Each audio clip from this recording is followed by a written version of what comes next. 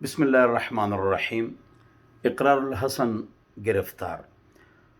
تو اگر کسی نے کسی کو ذلیل کرنا ہے پیسے دے کر تو آسان ہے کہ لوگ اس طرح کرتے ہیں، لیکن سوشل میڈیا پر بیٹھنے والے افراد ہمیشہ اللہ رب العزت کا یہ فرمان یاد رکھیں کہ اے مومنو، جب تمہارے پاس کوئی فاسق، فاجر یا عام آدمی، تفسیر قرطبی، کوئی خبر لے کے آئے تو آپ اس پر یقین نہ کریں جب تک آپ تصدیق کسی اور سے نہ کرا لیں اور تفتیش، تثبیت نہ کرا لیں، آپ اس پر یقین نہ کریں۔ کفا بالمرء کذبا ان یحدث بکل ما سمع۔ ایک آدمی کے جھوٹے ہونے کے لیے کافی ہے کہ ہر سنی سنائی بات پر یقین کریں۔ سوشل میڈیا ہے، حاسدین کے لیے اپنا حسد ظاہر کرنا یہ نہایت آسان ہو چکا ہے، کوئی پابندی نہیں، صحافت میں بھی سرخ فیتہ ہے اور لفافہ جرنلزم ہے۔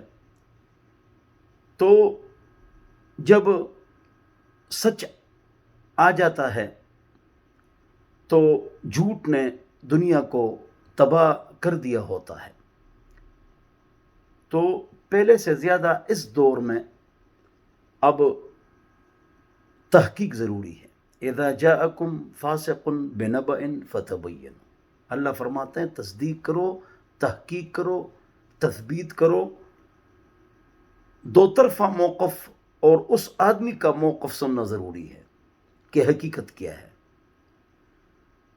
حاسدین، بغض کرنے والے بغلے بجاتے ہیں کہ فلانے کے ساتھ اس طرح ہوا، لیکن حقیقت کیا ہے؟ اپنی قبر اور آخرت کو سامنے رکھ کر آپ فیصلہ کر لیا کریں۔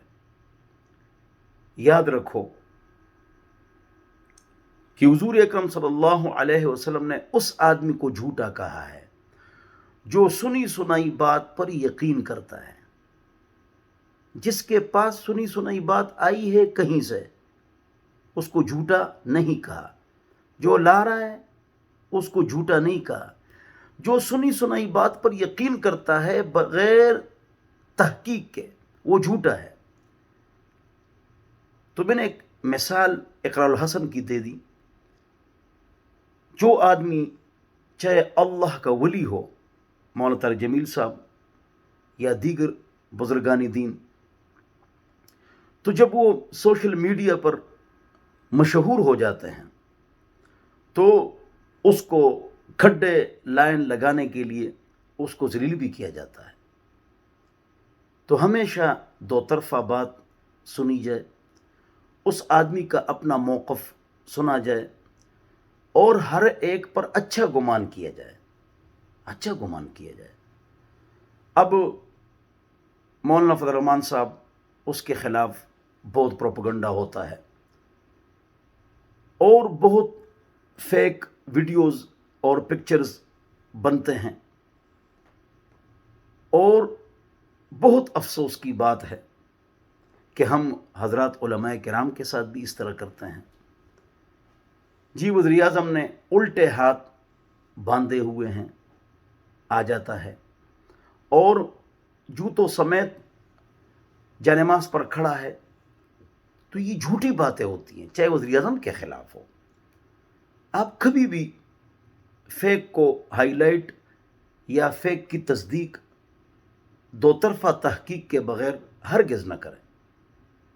ہاں، واضح ایک آدمی فحاشی پہ لا رہا ہو، ہم دیکھتے ہیں واضحتاً واضح فحاشی، بے حیائی، گندگی وہ پھیلا رہا ہے، وہ تو یقینی بات ہے کہ وہ گناہ کبیرہ کا مرتکب، اور اگر توبہ نہ کرے تو حرام کی موت مرے گا اور اللہ تعالیٰ اس کو ذلیل کرے گا۔ قرآن میں اللہ رب العزت کا سورہ نور میں ارشاد ہے، جو مسلمانوں میں فحاشی پھیلاتے ہیں اللہ ان کو ذلیل کریں گے. جس طرح لاہور کا واقعہ ہوا، اس کے آدمی کے ساتھ یہ واقعہ ہوا. اور اسی طرح اگر فلانے اور فلانے نہیں پکڑے گئے اور انہوں نے گناہ کیے ہیں اور ان کو نہیں پکڑا گیا تو اللہ تعالیٰ تو ہے نا، تو اللہ تعالیٰ تو دیکھ رہا ہے نا. ذلت ان کا مقدر بن جاتا ہے. لہٰذا میرا مقصد یہ ہے کہ جب تک دو طرفہ موقف آپ نہ سنیں، سوشل میڈیا کے علاوہ رشتہ داروں میں، احباب میں، گلی میں، محلے میں، گاؤں میں آپ کسی بات سنی سنائی بات آپ اس پر تصدیق نہ کریں تو انشاءاللہ فائدہ بھی ہوگا. اور اللہ رب العزت بھی یہی چاہتے ہیں کہ ہر مسلمان کی عزت ہو. اور جو آدمی فحاشی پھیلاتا ہے اللہ اس کو ذلیل کرے گا، اور جو آدمی کسی کو ذلیل کرتا ہے اور وہ آدمی اپنی وضاحت سامنے لے آتا ہے تو اللہ تعالیٰ اس کو ذلیل کرے گا. دو طرفہ موقف سننا ضروری ہے. اللہ تعالیٰ مجھے اور آپ حضرات کو عمل کی توفیق عطا فرمائے، اور جو لوگ بے گناہ جیلوں میں بند ہیں اللہ ان کے رہائی کے اسباب پیدا فرمائے، اور اللہ تعالیٰ ہمارے مسلمانوں میں اتفاق، اتحاد، محبت، صبر، شکر، عاجزی، انکساری، ہر ایک پر اچھا گمان نصیب فرمائے، اور بدگمانی سے اور تکبر سے اور بغض سے اور حسد سے اور غیبت سے اور چغلی سے اور تہمت سے اللہ تعالیٰ ہم سب کو محفوظ فرمائے. والسلام.